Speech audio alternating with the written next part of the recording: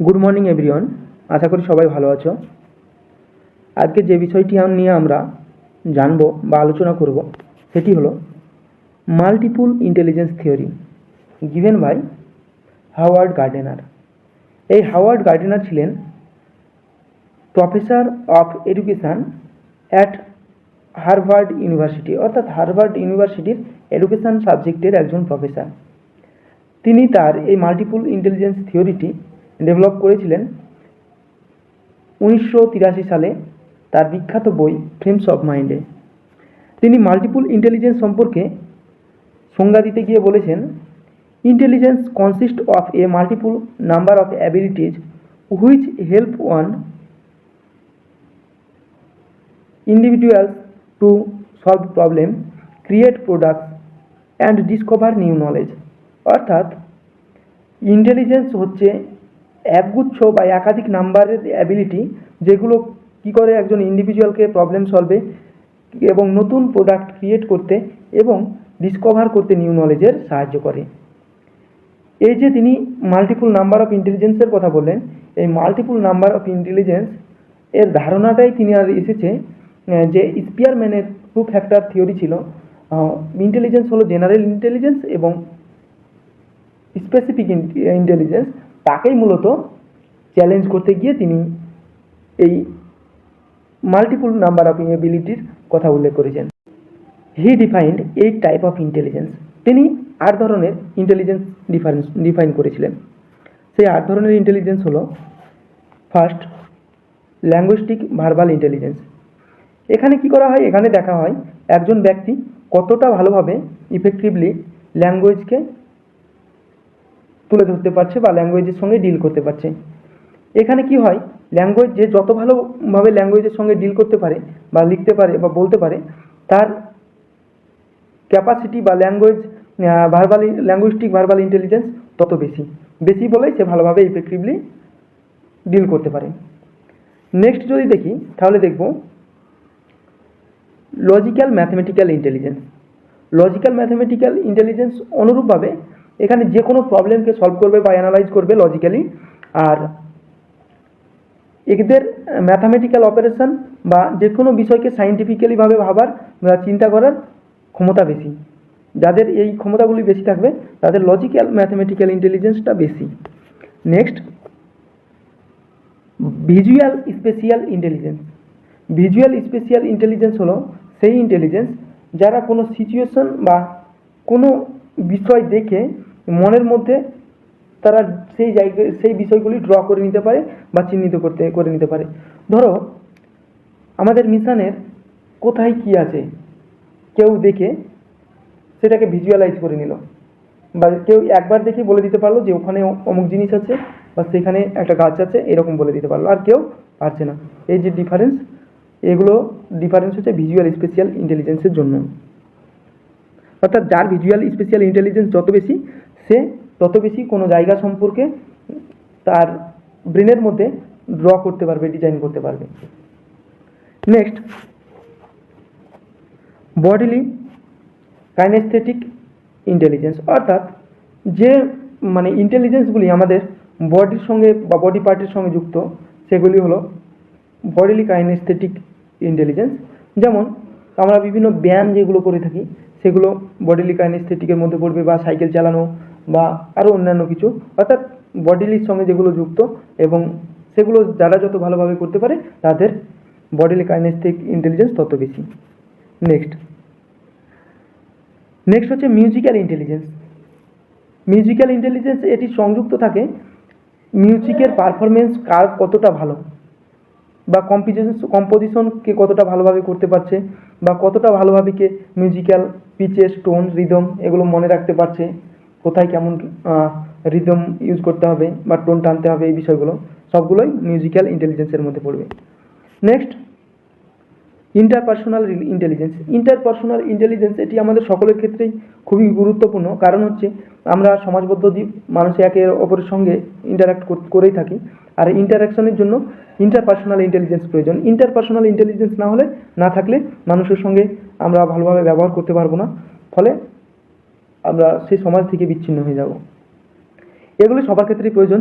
যেমন educator, sale people, religious বা political leader সবারই প্রয়োজন। Next, intrapersonal intelligence. Interpersonal intelligence যেমন প্রয়োজন, অনুরূপভাবে ইন্ট্রাপার্সোনাল ইন্টেলিজেন্সও প্রয়োজন। ইন্টারপার্সোনাল ইন্টেলিজেন্স যেমন অন্যদের সঙ্গে কীভাবে চলবো বা কীভাবে ব্যবহার করব এগুলো জানলাম। ইন্ট্রাপার্সোনালের ক্ষেত্রে আমরা এগুলো জানবো যে আমি কে, আমি কি চাই, বা আমি কেমনভাবে বাঁচতে চাই, সমস্ত বিষয়গুলোই ইন্ট্রাপার্সোনালের মধ্যে চলে আসবে। অর্থাৎ এখানে বলছে ইন্ট্রাপার্সোনালের ক্ষেত্রে it is ability to understand one self. Last এবং সবশেষে যেটি আছে সেটি হচ্ছে ন্যাচারালিস্টিক ইন্টেলিজেন্স। ন্যাচারালিস্টিক ইন্টেলিজেন্স এখানে কি করা হয়, এখানে একজন ব্যক্তির অ্যাবিলিটি, নেচারকে দেখার যে অ্যাবিলিটি সেটি উল্লেখ করা হয়েছে।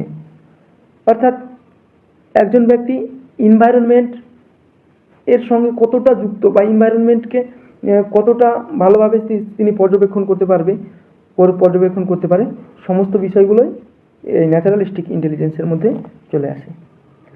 তো আশা করি সমস্ত বিষয়গুলি বুঝতে পেরেছ। যারটা ইন্টেলিজেন্স আমরা আলোচনা করলাম, কে দিয়েছেন, সমস্ত কিছুই। যদি কোনো জায়গায় অসুবিধা হয় কমেন্ট বক্সে জানাতে পারো, পরবর্তীতে আবার আমি সেই বিষয়গুলো নিয়ে আলোচনা করে দেব। ধন্যবাদ, ভালো থাকবে, সুস্থ থাকবে। Good morning students. আজকে আমরা যে বিষয়টা নিয়ে আলোচনা করব সেটা হলো প্লেট টেকটনিক থিওরিজ। তো আমরা প্রথমেই জানব যে আমাদের পৃথিবীপৃষ্ঠ কতগুলো প্লেট বা পাতের সমন্বয়ে গঠিত, যেটা সান্দ্র অ্যাস্থনোস্ফিয়ার স্তরের উপর ভাসমান অবস্থায় রয়েছে। এই প্লেট পাতলা, অনমনীয় ও কঠিন, যা চলমান এবং বিভিন্ন খণ্ডে বিভক্ত, তাকেই আমরা প্লেট বলি। এই প্লেট কথাটি প্রথম ব্যবহার করেন জেটি উইলসন 1965 খ্রিস্টাব্দে। এরপর এ সম্পর্কে আরও বিস্তারিতভাবে 1967 খ্রিস্টাব্দে আলোচনা করেন ম্যাকেঞ্জি ও পার্কার, এবং 1968 খ্রিস্টাব্দে পিচো এ প্লেট সম্পর্কে আরও বিস্তারিতভাবে আলোচনা করেন এবং একটি নির্ভরযোগ্য মতবাদ প্রতিষ্ঠা করেন। তাই পিচোকে প্লেট টেকটনিক থিওরির জনকও বলা হয়ে থাকে। এবার আমরা জানব প্লেট মার্জিন ও প্লেট বাউন্ডারি কী। না, একটা প্লেটের শেষ সীমান্তকে বলা হয় প্লেট মার্জিন, আর দুই প্লেটের মধ্যবর্তী সীমানাকে বলা হয় প্লেট বাউন্ডারি। আমাদের পৃথিবীপৃষ্ঠে যে প্লেটগুলো আছে তার মধ্যে 7টি বড় পাত আছে, 8টি মাঝারি পাত আছে ও 20টি ছোট ছোট পাত নিয়ে আমাদের এই পৃথিবীপৃষ্ঠ গঠিত। আমাদের যে 7টি বড় পাত আছে সেগুলি হলো ইউরেশীয় পাত, ইন্দো অস্ট্রেলীয় পাত, আন্টার্কটিকা পাত, আফ্রিকা পাত, উত্তর আমেরিকা পাত, দক্ষিণ আমেরিকা পাত ও প্রশান্ত মহাসাগরীয় পাত। এবার আমাদের যে পাতগুলো আছে এই পাতগুলো সর্বদা চলমান অবস্থায় আছে। এই যে পাতগুলো চলমান অবস্থায় আছে, এই পাতের চলমানের জন্য কতগুলো কারণ বা ফ্যাক্টর কাজ করে। সেগুলি কি না, কনভেকশনাল কারেন্ট, যেটা হচ্ছে কি না হচ্ছে আমাদের পৃথিবীপৃষ্ঠ আমরা জানি যে অত্যন্ত তাপীয় প্রভাব বর্তমান, যেখানে একটা তাপীয় স্রোত সর্বদা পৃথিবীর ভূপৃষ্ঠকে আঘাত করছে এবং তার ফলে একটা কারেন্টের তৈরি হয়। এর ফলেই দুটো পাতের মধ্যে চলন হতে পারে। আবার রাইজ অফ ম্যাগমা বা ম্যাগমার উত্থানের ফলে চলন হয়। আবার সাবপুল ও রিজপুসের কারণেও আমরা পৃথিবীর এই পৃষ্ঠের প্লেটের চলন বা প্লেট মোশন লক্ষ্য করতে পারি। Plate boundary. এবার এই যে প্লেট বাউন্ডারি আমাদের আছে সেগুলি 3 প্রকারের। একটা হচ্ছে ডাইভারজেন্ট প্লেট বাউন্ডারি, একটা হচ্ছে কনভার্জেন্ট প্লেট বাউন্ডারি ও ট্রান্সফর্ম প্লেট বাউন্ডারি। আমরা জানবো ডাইভারজেন্ট প্লেট বাউন্ডারি কী না, যখন দুটি পাত পরস্পরের বিপরীত দিকে সরে যায় তখন সেটাকে বলা হয় ডাইভারজেন্ট প্লেট বাউন্ডারি। এই ডাইভারজেন্ট প্লেট বাউন্ডারির ফলে সৃষ্টি হয় নতুন মহাসাগরীয় ভূত্বক, মধ্যসাগরীয় শৈলশিরা, গ্রস্ত উপত্যকা ও ভূমিকম্প দেখা যায়। এরপর আমরা জানব কনভার্জেন্ট প্লেট বাউন্ডারি সম্পর্কে। যখন দুটি পাত পরস্পরের মুখোমুখি হয় বা একটা ধাক্কা সৃষ্টি করে তখন সেটাকে বলা হয় convergent plate boundary. Convergent plate বাউন্ডারির ফলে যেটা সৃষ্টি হয় সেখানে হচ্ছে বেনি অফ জোনের সৃষ্টি হয়, আর্থকোয়েক বা ভূমিকম্পের সৃষ্টি হয়, ভলকানিজম বা অগ্নুৎপাতের সৃষ্টি হয়, এছাড়াও সমুদ্র খাতেরও সৃষ্টি হয়। এরপর যে ছবিটা আমরা দেখছি এখানে হচ্ছে দুটো ওশিয়ানিক প্লেটের দুটো পরস্পরের সংঘর্ষ, তারপর হচ্ছে ওশিয়ানিক ও কন্টিনেন্টাল পাতের সংঘর্ষ, এরপর দেখব আমরা দুটো কন্টিনেন্টাল পাতের সংঘর্ষ। এরপর যেটা দেখব আমরা সেটা হচ্ছে ট্রান্সফর্ম প্লেট বাউন্ডারি।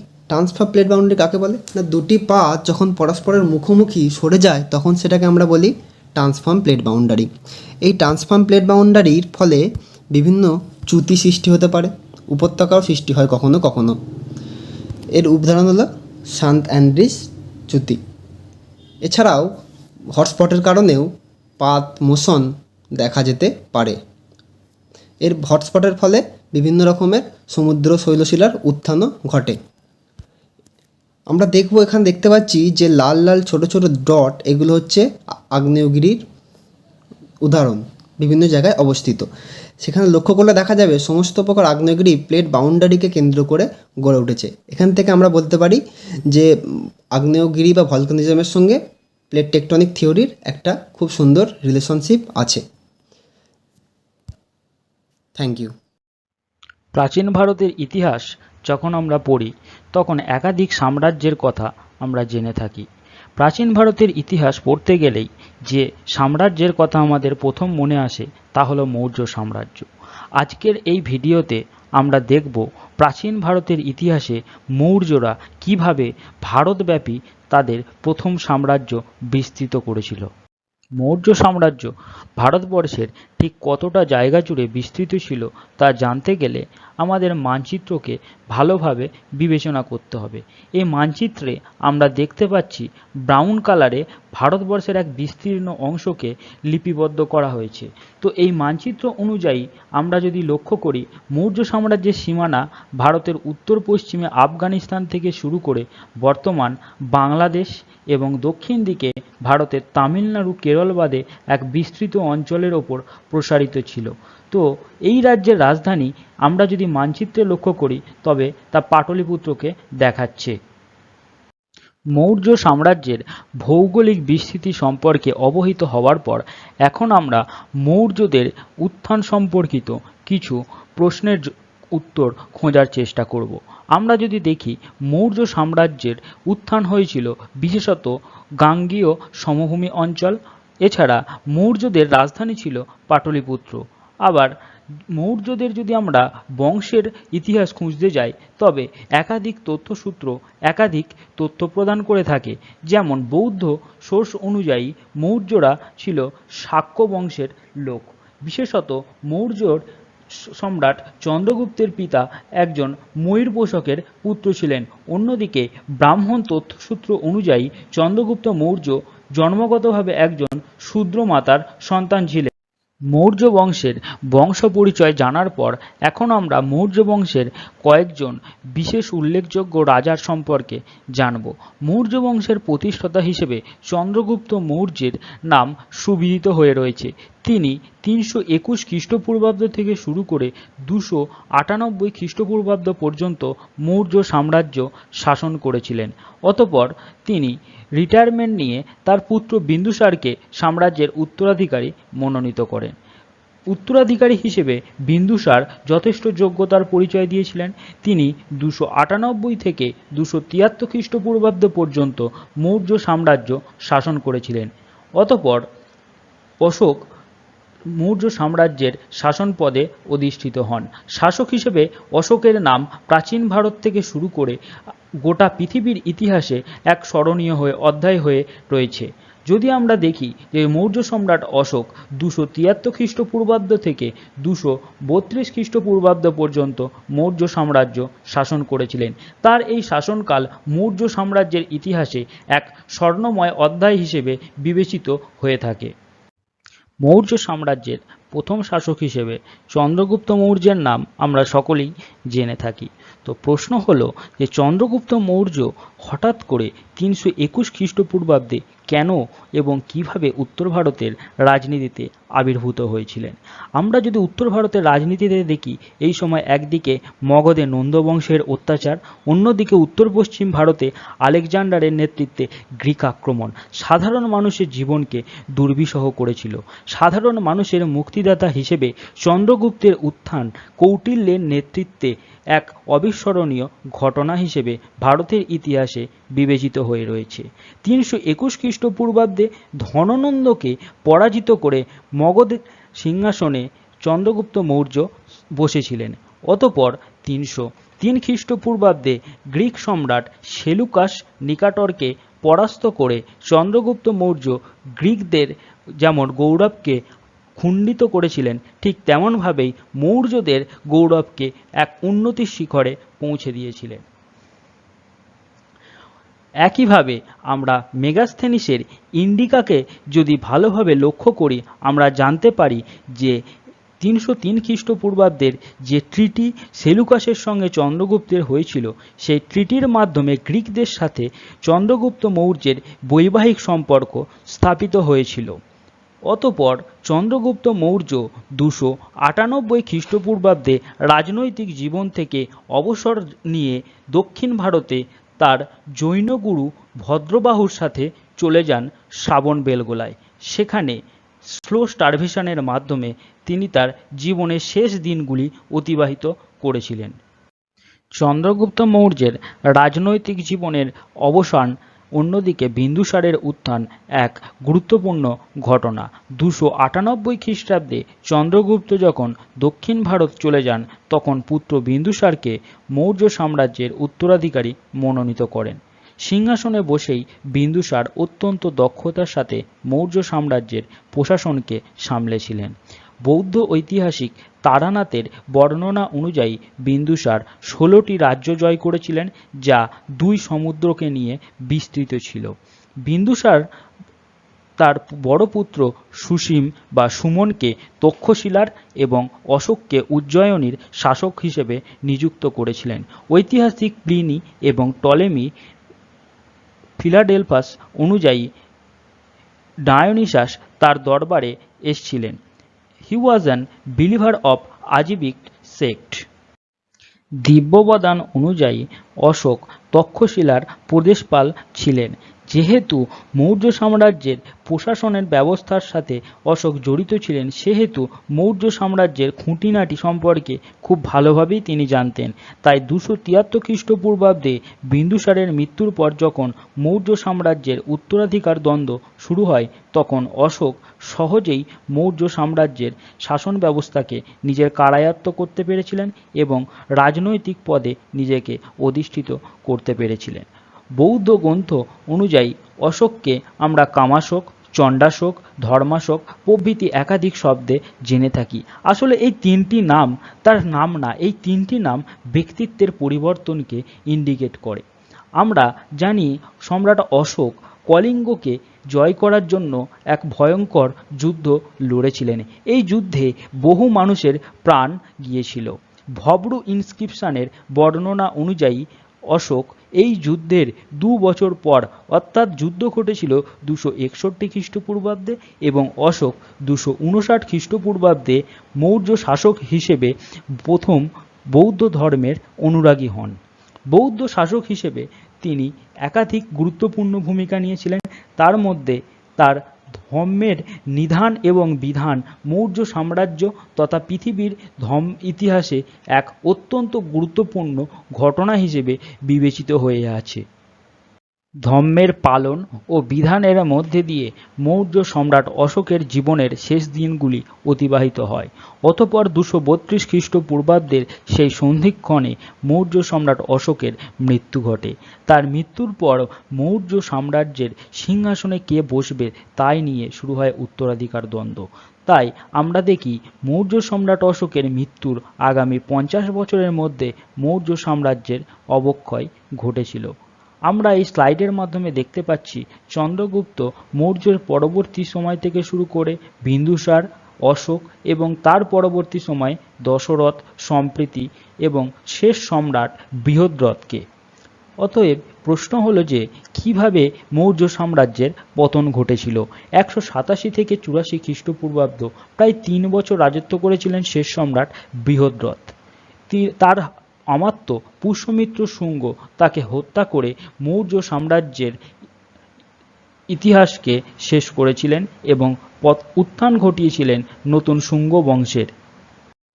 এখন প্রশ্ন হলো, আমরা মৌর্য সাম্রাজ্যের উত্থান থেকে পতন সমস্ত রাজাদের শাসনকালকেই জানলাম, তবে মৌর্য সাম্রাজ্যের ইতিহাস আমাদের কি শিক্ষা দেয়? ইতিহাসের ছাত্র হিসেবে আমরা মৌর্য সাম্রাজ্যের কাছ থেকে কি শিক্ষা নিতে পারি?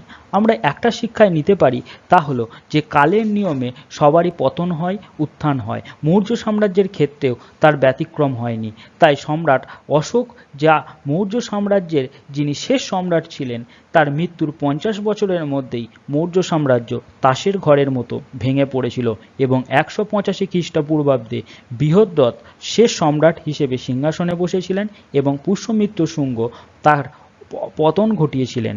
এইভাবেই মৌর্য সাম্রাজ্য ভারতবর্ষের ইতিহাসে এক গৌরবোজ্জ্বল অধ্যায় হিসেবে বিবেচিত হয়ে আছে। দ্বাদশ শ্রেণীর ইতিহাস বিষয়ের একটি অন্যতম গুরুত্বপূর্ণ অধ্যায় হল অব-উপনিবেশিকরণ বা ডিকলোনাইজেশন। দ্বিতীয় বিশ্বযুদ্ধোত্তর পর্বে সমগ্র বিশ্ব জুড়ে অব-উপনিবেশিকরণ প্রক্রিয়া ত্বরান্বিত হয়। দক্ষিণ পূর্ব এশিয়াতেও তার ব্যতিক্রম হয়নি, যার প্রকৃষ্ট উদাহরণ হিসেবে বলা চলে বিশ্বের অন্যতম বৃহত্তম উপনিবেশ ভারতবর্ষ 1947 সালে দ্বিখণ্ডিত হয়ে ভারত ও পাকিস্তান নামক দুটি স্বাধীন রাষ্ট্রের জন্ম হয়। পরবর্তীকালে স্বাধীন পাকিস্তানের ভিতর পূর্ব পাকিস্তানকে কেন্দ্র করে স্বাধীন বাঙালি জাতিসত্তার উদ্ভব হয়, যাকে কেন্দ্র করে এক দীর্ঘ সময়কাল ধরে বাঙালির মুক্তি সংগ্রাম শুরু হয়। আজকের পাঠে আমি সেই বাঙালি জাতির একাত্তরের মুক্তিযুদ্ধ সম্পর্কে বিস্তারিত তথ্য আলোচনা করব। আশা রাখি সবাই এই আলোচনার মাধ্যমে উপকৃত হবে।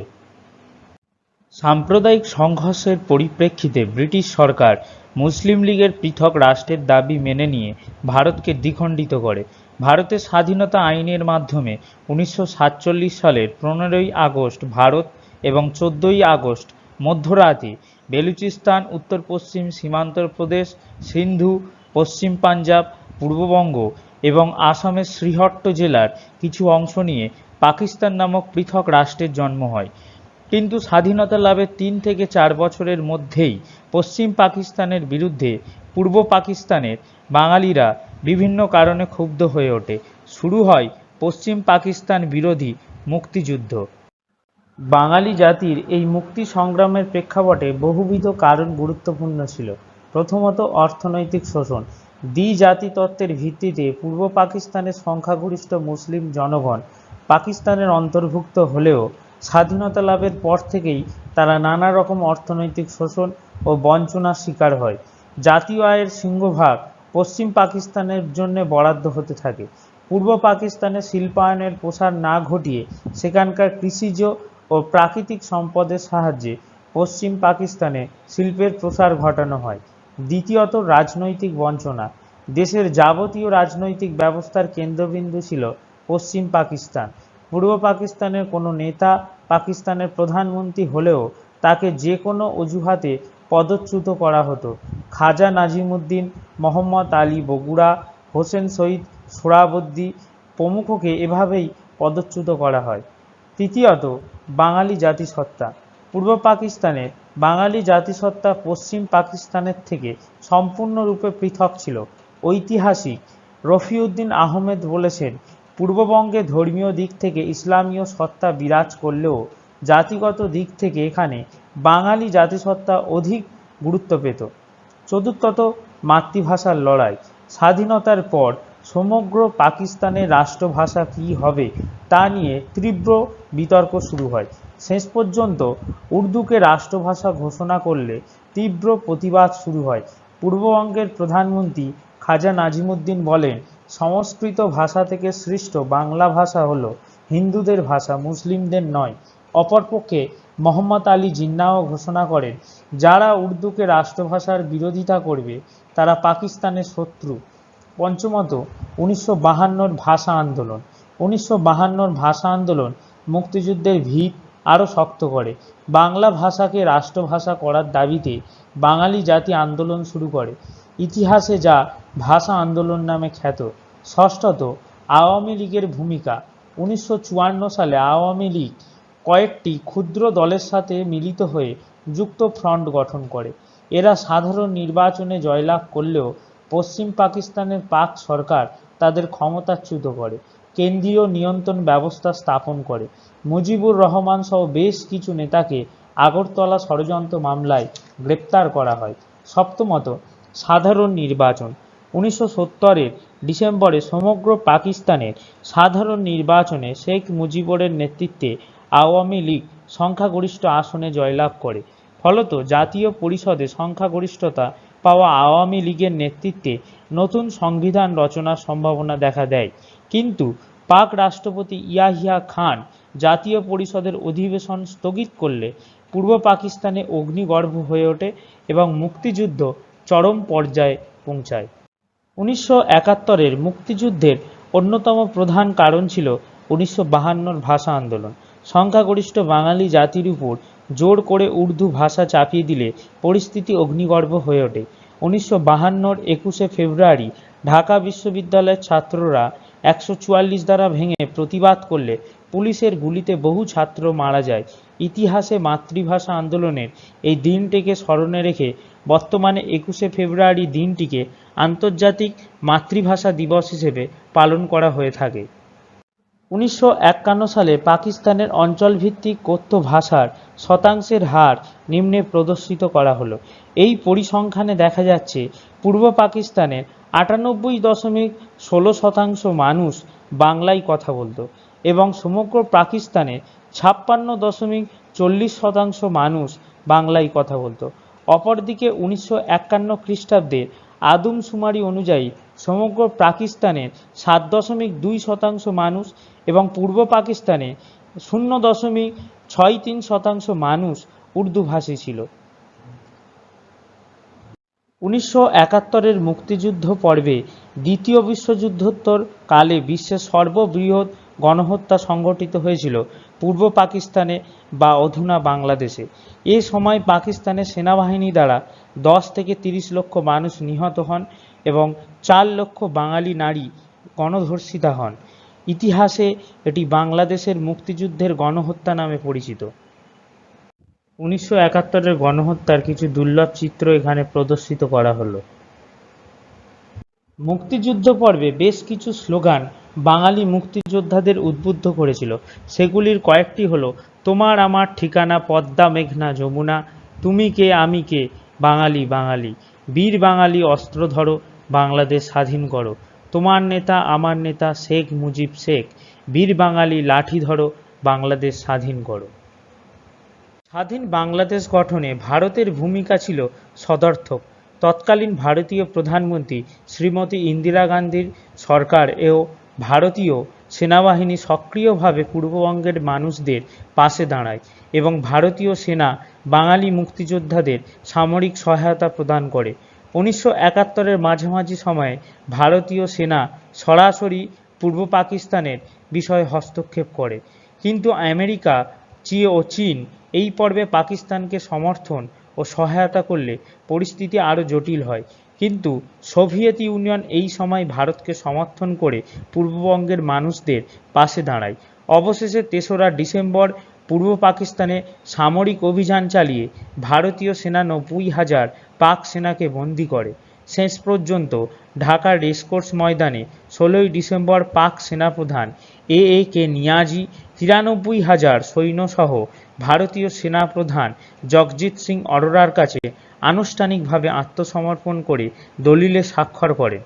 ফলত দীর্ঘ 9 মাস ব্যাপী রক্তক্ষয়ী মুক্তিযুদ্ধের অবসান হয়। 1971-এর 16ই ডিসেম্বর দিনটি বাংলাদেশের বিজয় দিবস হিসেবে পালিত হয়। 1971-এর মুক্তিযুদ্ধে ভারতীয় সেনার কিছু বীরত্বপূর্ণ দুর্লভ চিত্র এখানে প্রদর্শিত করা হলো। Today's topic: poem Fable from class 10, poet Ralph Waldo Emerson.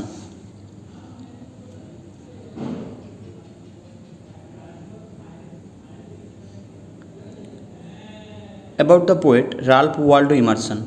Ralph Waldo Emerson, who went by his middle name Waldo, was an American poet and lecturer. Born on 25th May 1803 and died on 27th April 1882. Fable. What is fable? A fable is a short story or poem that teaches a lesson and conveying a moral. Now we go for text. The mountain and the squirrel had a quarrel.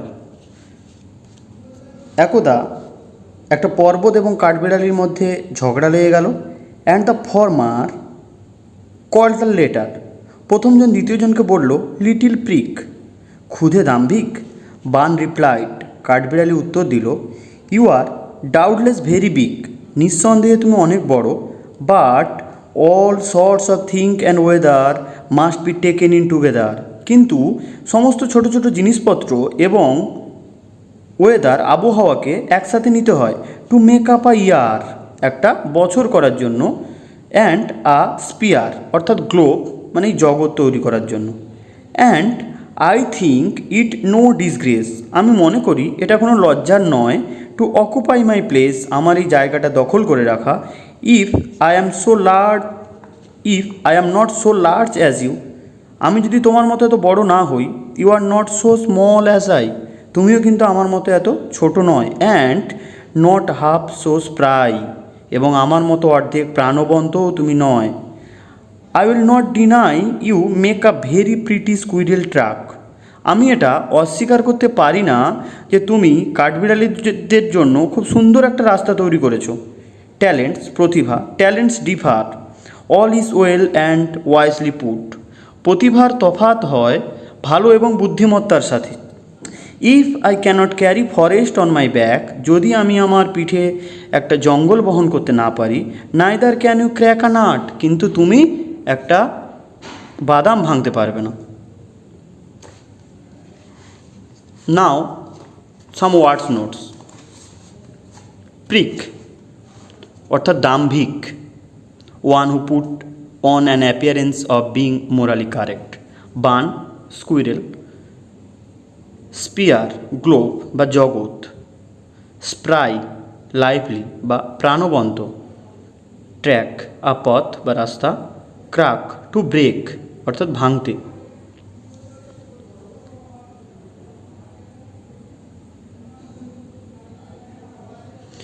Introduction of the poem. The poem describes a conversation between the squirrel and the mountain. The squirrel point out that in this world every being, living or non-living, big or small, has its individual reasons for existence.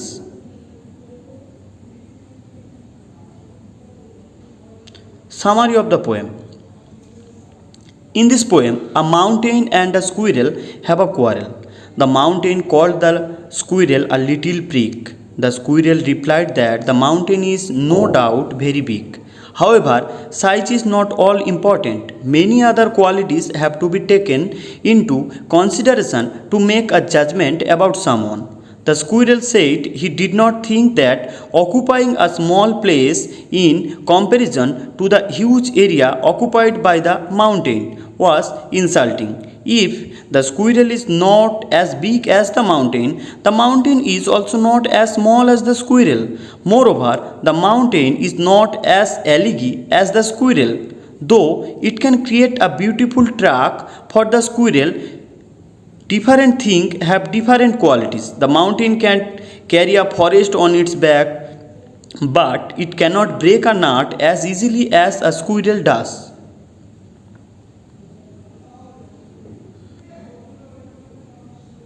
Critical analysis of the poem. The poem Fable teaches us a lesson. In this poem, the mountain calls the squirrel a little prick. The mountain perhaps feels that the squirrel is inferior because it is small in size, but the poem tells us that everyone has his or her own rightful place in the world. Thus, Emerson tells the readers not to judge others and try to understand that other to have qualities that we lack. For instance, the mountain can carry a forest on its back, but it cannot break a nut that the squirrel can easily do. Everyone has his or her own individual talents, and everything has its purpose in this world. No one is greater or lesser than another. The poem teaches us that size does not matter, everyone has a particular purpose and place in the world. Grammar. Some grammar related to the text. Change the voice of the following sentence.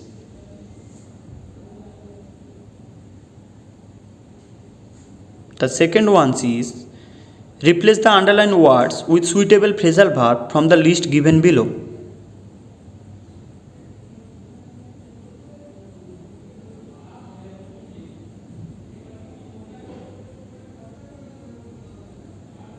Thank you everyone. As a student of history, all of us know about one thing, that our history always talks about the emergence and decline of the empire. Our ancient Indian history is not an exception of that things.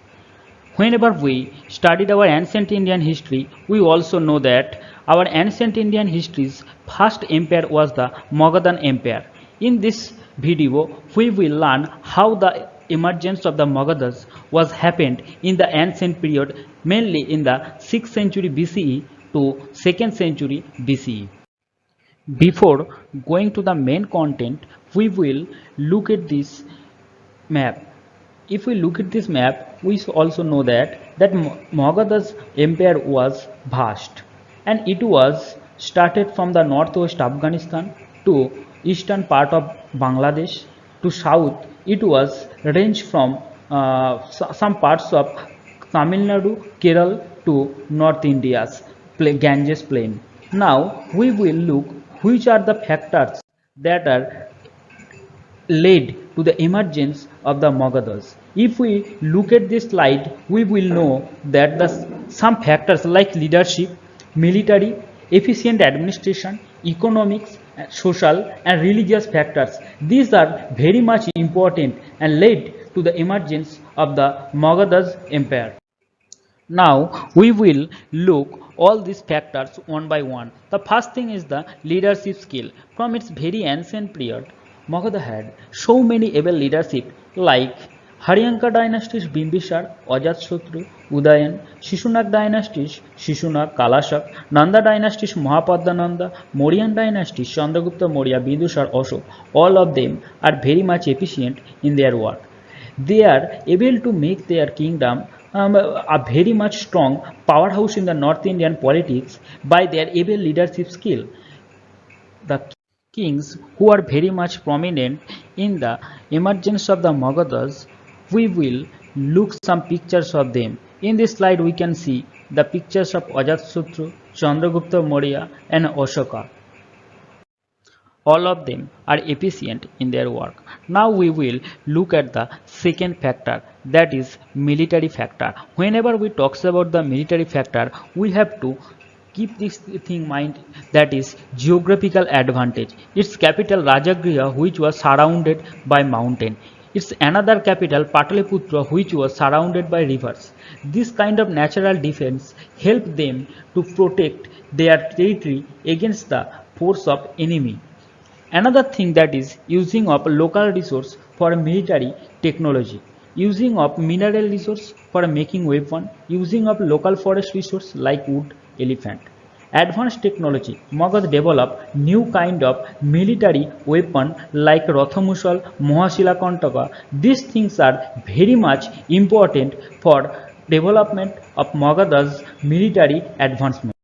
Now we will see some pictures of military weapon that has been developed by the Mauryan rulers. In the first picture we saw that a bow, and the second thing that is Vajra, and the another picture that we see the Mahashila Kantaka.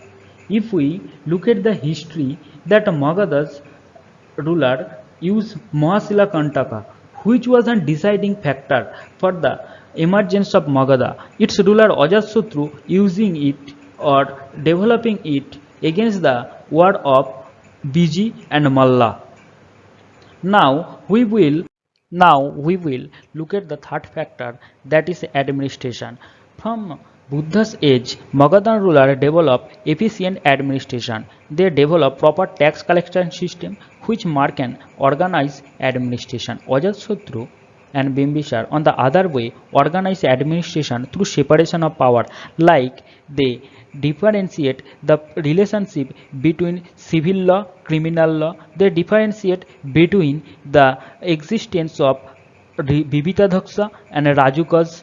On the other way, if we look at the thing, that is Mauryan ruler established various departments within charge of some persons like modern day civil service, like Bibitadhakka, Pannadhakka, Putovadhaksa, Rupadarsak and the others civil servant that are very much important for efficient administration and control of Magadhas. The another factor that is important of Magadha's emergence, that is economic factor. The economic factor was mainly developed by two ways, that is agriculture and the another thing that is trade. If we look the emergence of Magadha, its existence mainly on the basin of the Ganges. If we look that Ganges are very much fertile land, and through this fertile land peasants are very much able to produce their crops very much for commercially as well as food purpose. On the other way, the production of agriculture surplus help the traders for making their trade. The another thing that help the traders, that is efficient communication system, efficient medium of exchange, peace and stability in the country that helps the trader to develop their state. Through this agriculture and trading factors, Magad was able to develop their strong economic base. After the strong economic base, the social issue or social cause was very much important for the existence of an empire. If we look the history of the Magadhas, that Magad was very much different from the other North Indian state. It was very much in distance from North India's Brahmanic culture. That's why the flexibility of caste system was very much popular in Magad, and the another thing, that is religious liberty. If we look the history from the beginning, that Ajatasattu and Bimbisar was contemporary of Gautam Buddha and Mahavir Jain and the other religion sect. So from this period, the rulers of Magad was very much prone to the religious liberty of the people. The people are not be suppressed for religious purpose. And the another thing, that is liberty in social livelihood.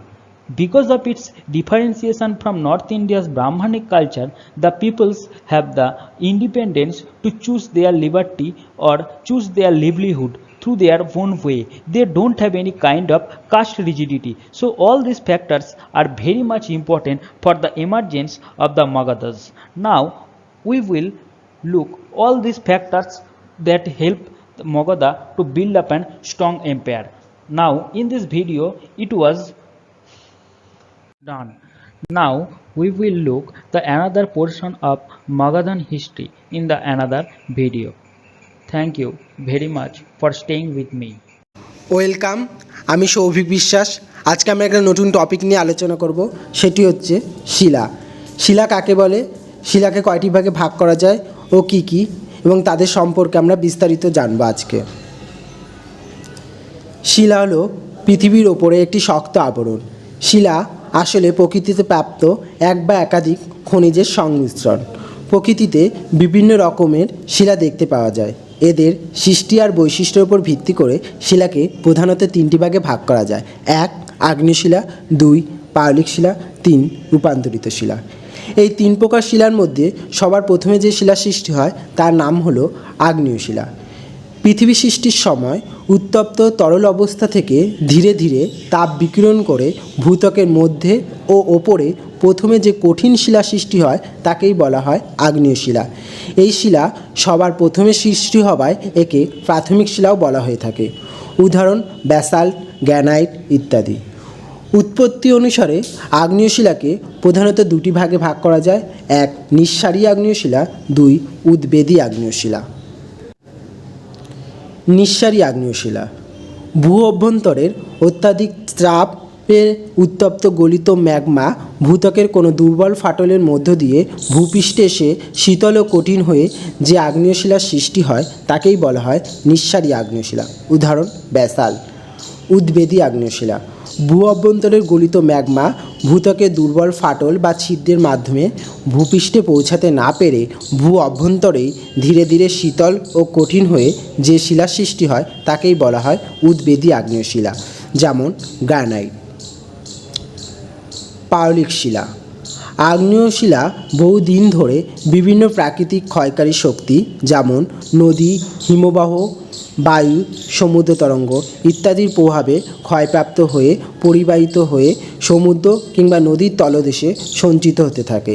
এইভাবে বছরের পর বছর ক্ষয়প্রাপ্ত পদার্থগুলি স্তরে স্তরে সঞ্চিত হয়ে এবং চাপের ফলে জমাট বেঁধে যে শক্ত কঠিন শিলার সৃষ্টি হয় তাকেই বলা হয় পাললিক শিলা।